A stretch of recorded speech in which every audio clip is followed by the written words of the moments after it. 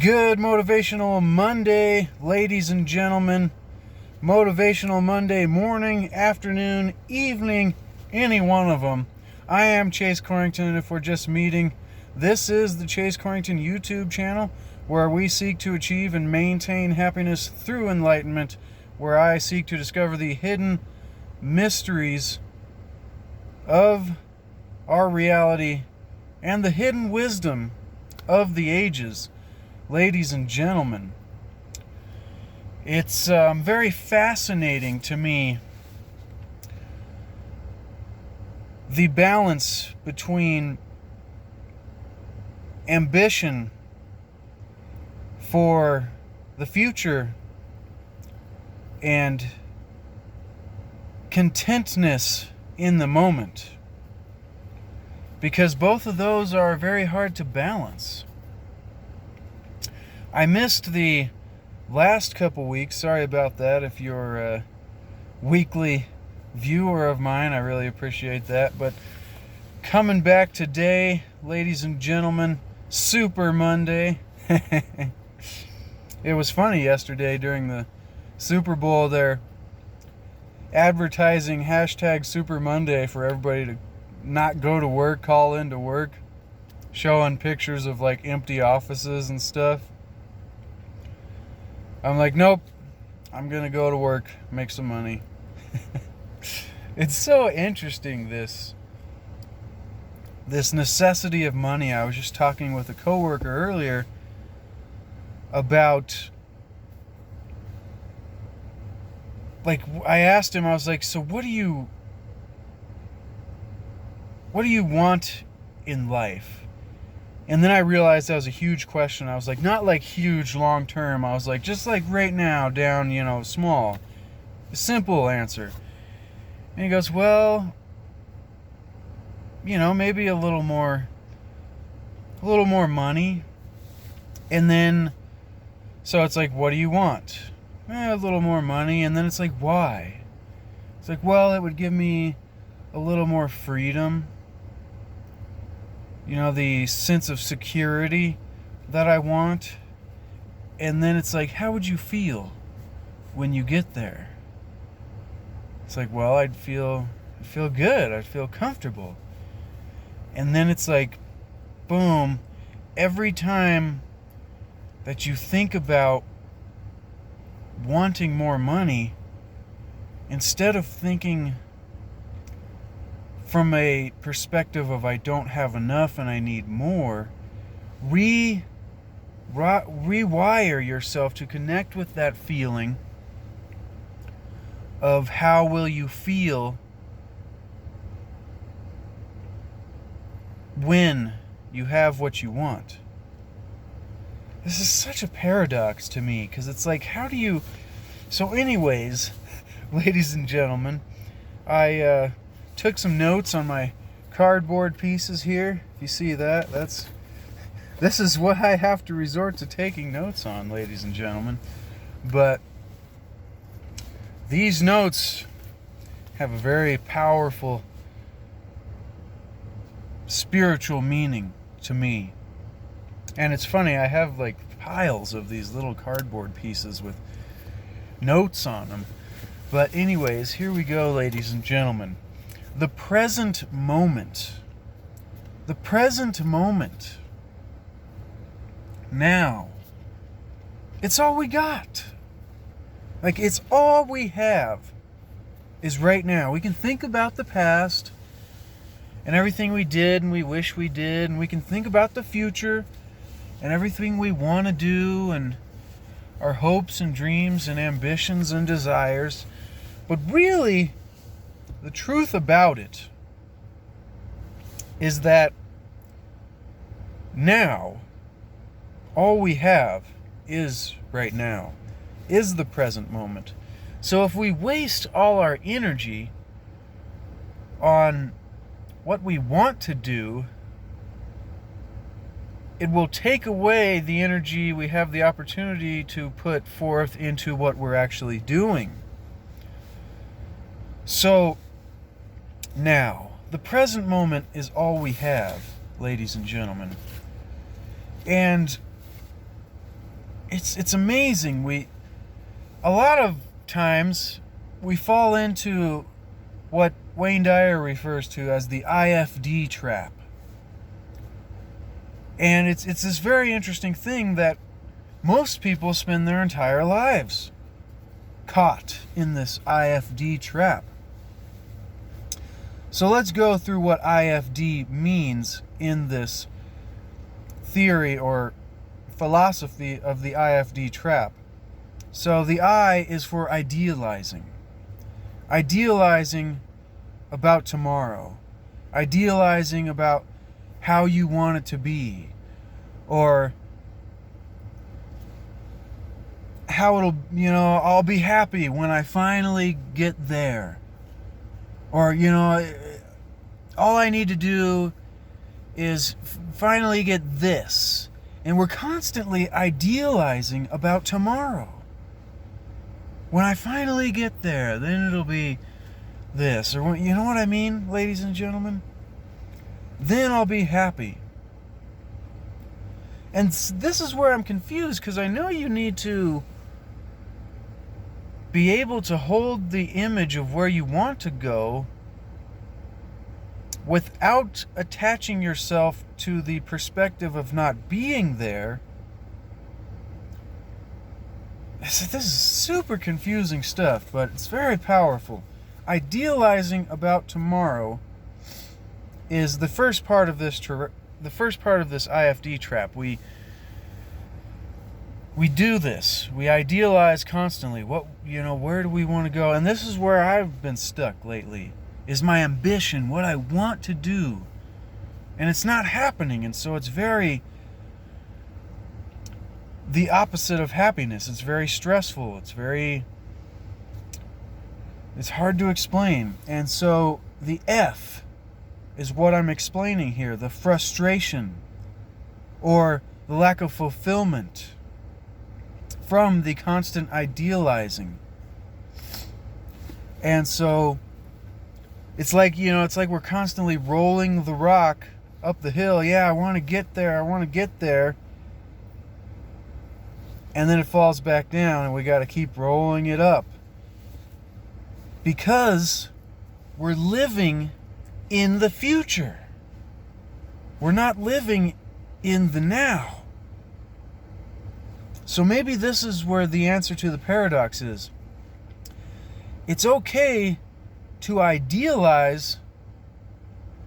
Maybe this is just my thoughts here. If postulations is the right, I don't know. This is my thoughts here.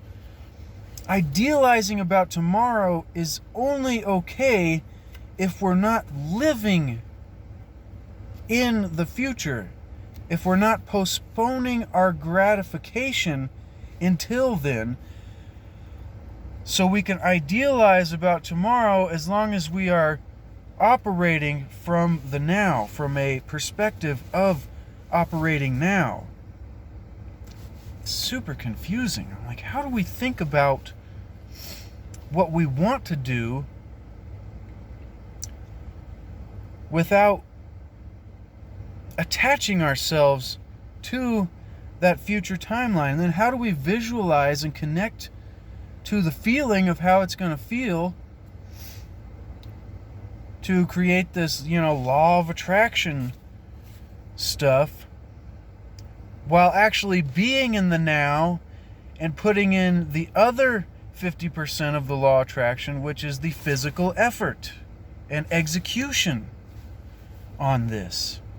Do you see the paradox? It's crazy, ladies and gentlemen. But I know that this makes sense, and it does work. It's just a matter of finding it out and really finding out how to apply it in our daily lives. Long term, like discipline status. So the IFD trap, idealizing about tomorrow. When I finally get there, then I'll be happy. Finally it arrives, and there's no celebration. This idealizing that we do, we're like, yes, when I finally graduate high school, and then it's like you get there, you're like, I don't have the fulfillment that I was searching for, and everybody's not celebrating around me like, yay, you finally, you've reached the pinnacle. Because the truth is, ladies and gentlemen, there is no pinnacle. The journey is the pinnacle. And so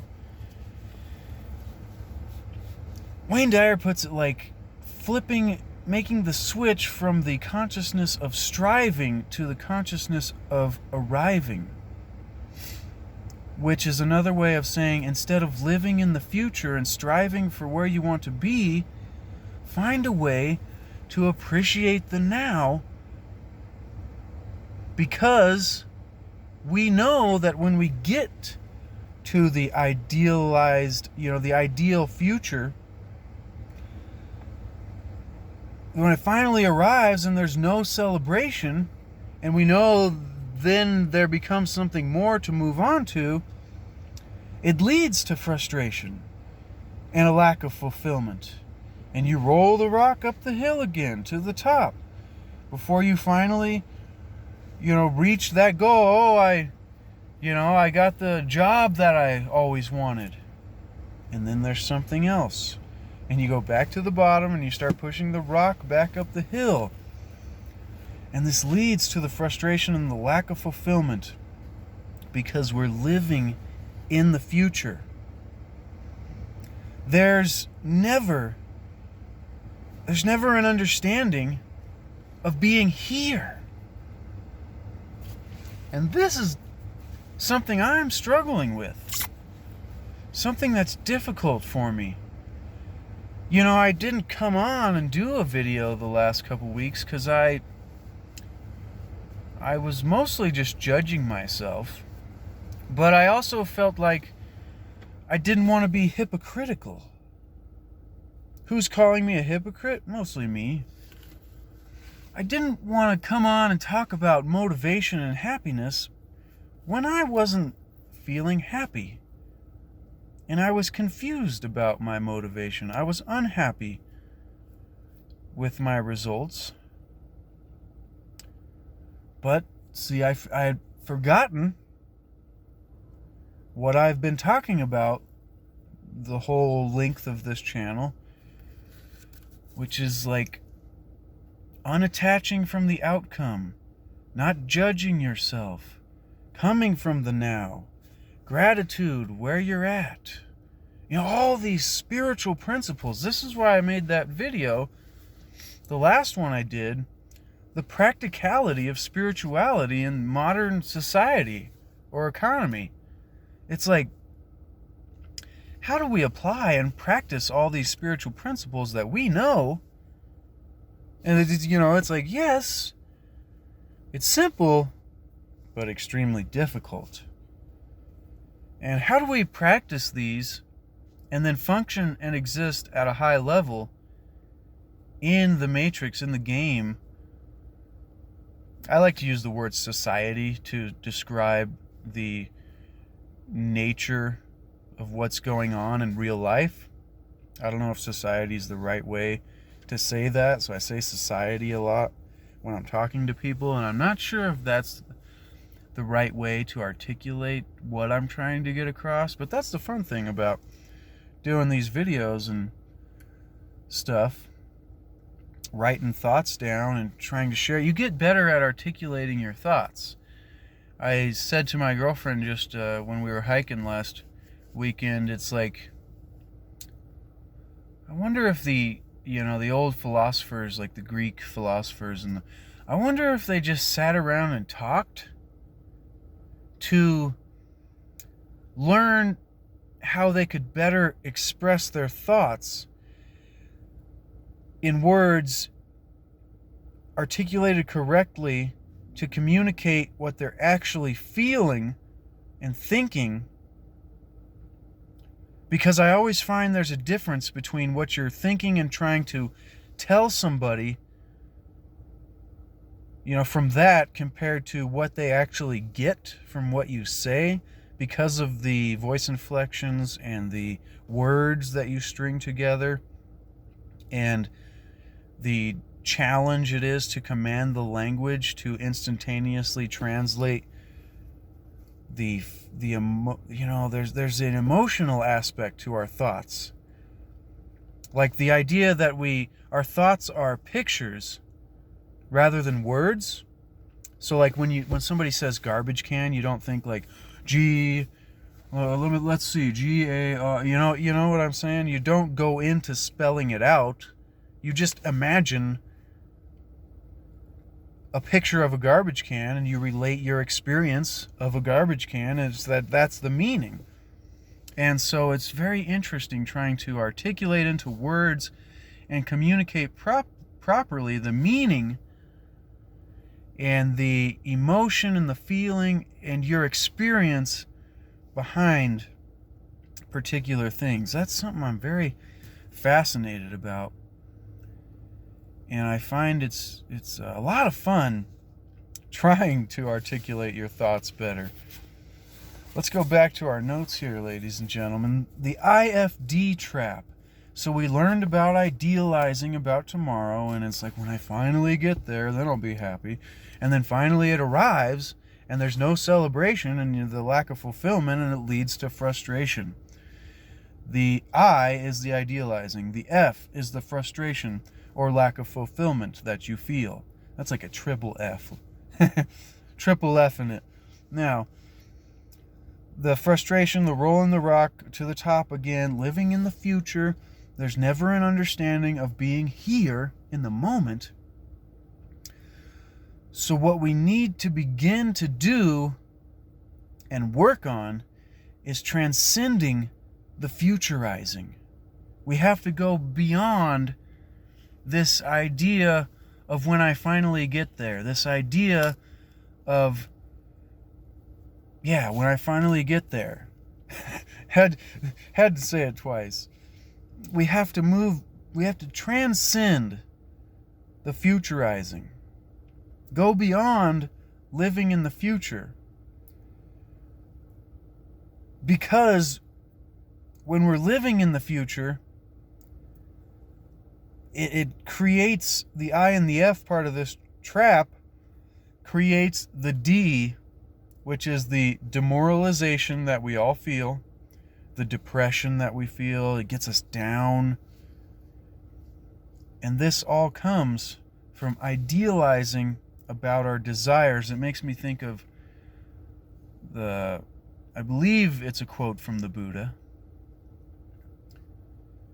And it's the root of all suffering stems from our desires. It's like suffering comes from our desires, basically. I haven't mastered that quote, ladies and gentlemen. Don't give me a hard time about it. If you do know the exact quote, leave that down in the comments below. I'd love to resonate with that. You know, it's so interesting when people leave comments. It's almost like there is an energetic essence behind the simple words. It's like, oh yeah, the words string together and whatever, but the feeling and the resonance and the essence of the words is what I get. I get that more than even what's said. And so I love that. You know, like somebody can leave a thumbs up and then another person can leave the same thumbs up, and I almost get a different feeling. I don't know if I've ever actually had anybody comment a thumbs up emoji. So please do that if you're a fan of what's going on here, if you get value from the content that I provide. Leave me a thumbs up emoji. But lost my train of thought there. The essence. And this is the thing about life and death. It's like there is this essence that goes beyond the physical. Our bodies are just the words. We are the meaning. I like that analogy. I want to throw this in there too. Matt Belair, Mastermind Body Spirit Show. I'm a huge fan, huge supporter. Go over and check out and support Matthew Belair and the Mastermind Body Spirit Show podcast. And he used this analogy in a episode I was listening to this morning. And it was the kettle. It might be a metaphor, an analogy, We're not going to get too finicky about those things. But I don't even know if finicky is the right word. Is finicky a word? Leave a comment. Let me know. But the analogy of the tea kettle. And so he goes, we had this electric tea kettle that we got, him and his partner. And he said they couldn't figure out why the cord on the tea kettle was so small. It's just like a little tiny cord. And he's like, you have to have it right next to the outlet, and you have to have one of those extension outlets. And he didn't quite go into explain all that, but I'm imagining the scenario. This is how I really learn when I'm watching videos, more listening to videos, audio's taken over. But I relate myself and try to put myself in the shoes of the situation. He's going, this cord is so small, and you have to it's right next to the outlet. And he goes, he finally changed his perspective from the cord has to be small to the other side. So he changed his perspective from a view of lack into a view of what do I want, from lack to abundance. Back to the whole manifesting secret shit. I love how Gary Vee talks about the secret. He's like, man, the secret, F that. And he gets all pissed off because he knows there's people sitting and I learned this, there's people sitting on their couch or, doing these meditations, envisioning what they want, doing their vision boards and visualizations. And so there's a lot of visual going on. And there's no execution, there's no work, no physical effort. And the reality of manifesting is it is a harmonious amalgamation, a blending, a coming together, a balance, a holding of hands of the metaphysical, spiritual side with the physical, practical side. The visualization with the work. So powerful, and I'm still learning that, still getting there. I'm figuring out how I can execute in a natural way. This will get more into my other notes here in a second, how you cannot sustain a forced action. It's something that's proven to us in nature. I'll get back to that. So the IFD Trap, ladies and gentlemen, idealizing about tomorrow. When I finally get there, I'll be happy. Finally, when it arrives, and then there's no celebration. It's like, was I the only? Nobody else cares? Woo! Woo! When you finally get there, that's another thing I've been dealing with. Like when you try to become a self-actualizing person, and it's fascinating how the people I choose as my guides, mentors, whatever you want to call it, seem to synchronicity, they seem to sink right into the next one.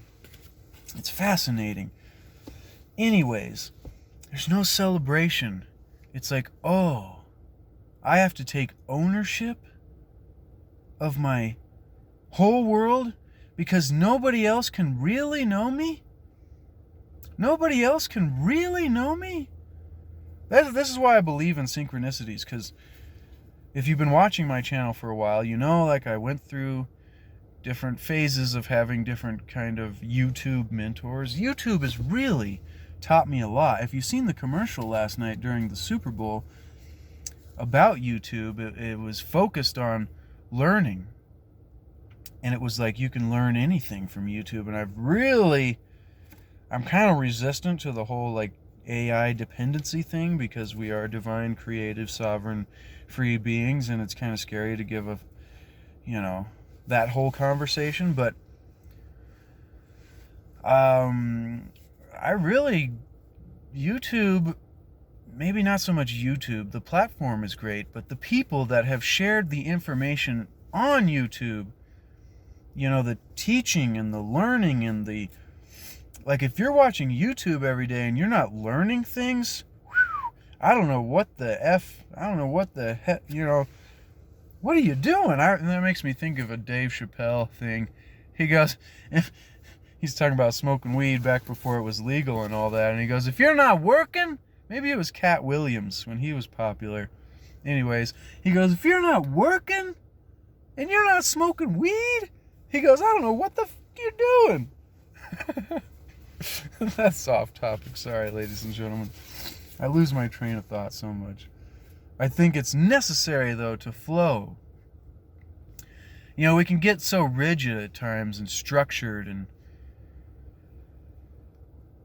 it's just fascinating how we judge ourselves when really the creativity comes from the just flowing.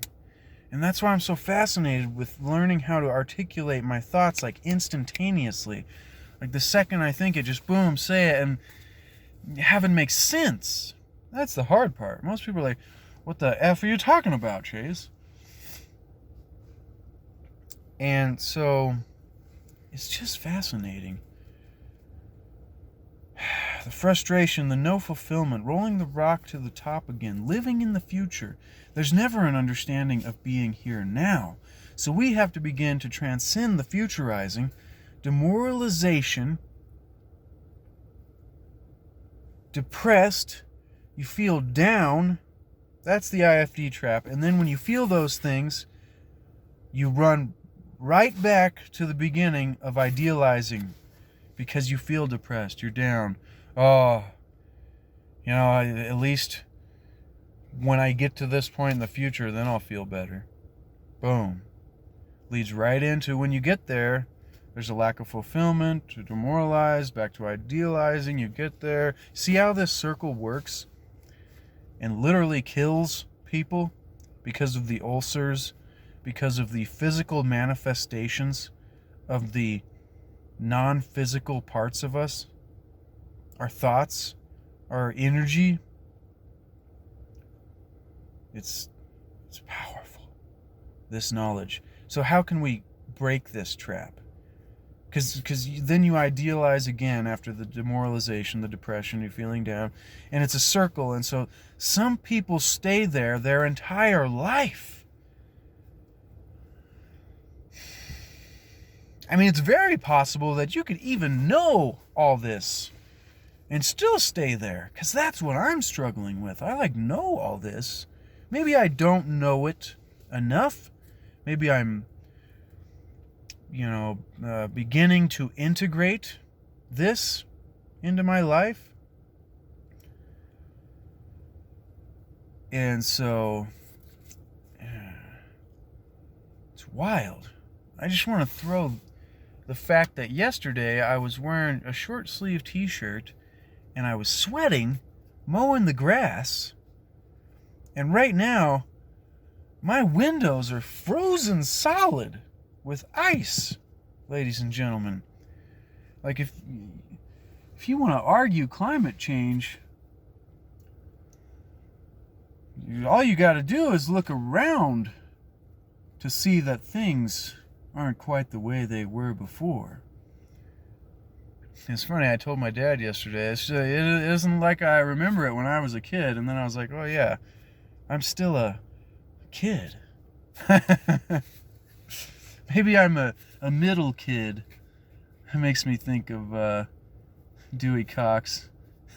If you haven't seen the Dewey Cox story, search that on Google and go find that movie. So funny. But, he's like, there's this beginning Dewey. His name was Dewey. There's beginning Dewey.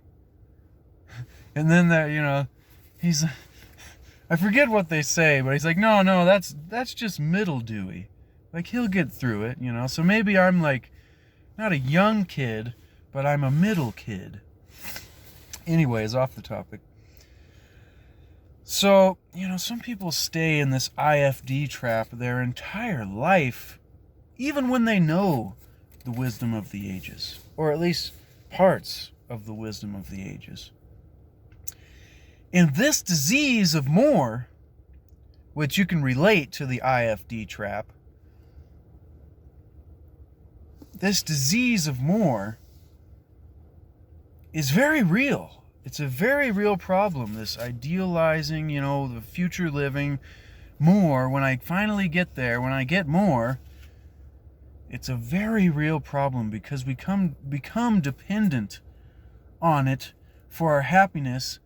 And then when we get the more, it's just like you strive your whole life to win the championship. We'll relate this to the Super Bowl yesterday.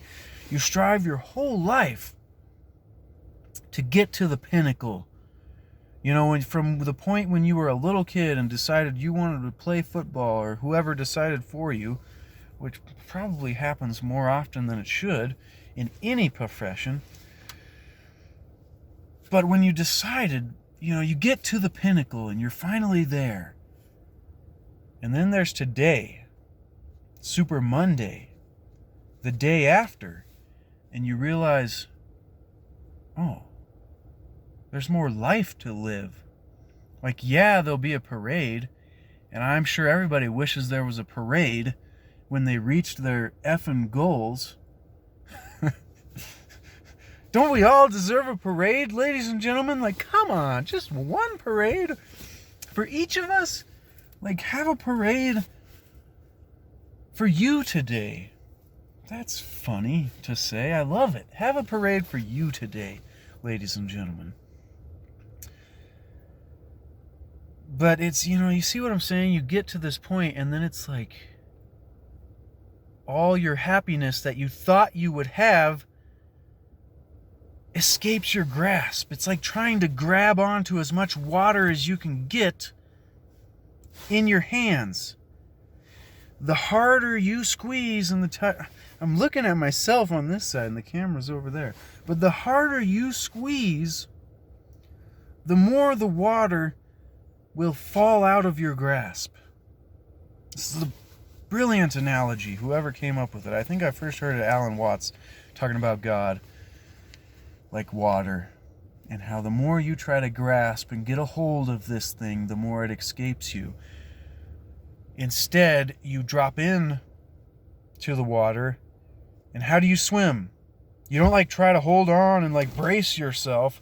Brace yourself on the water, because it will drown you. What you have to do is give up and let go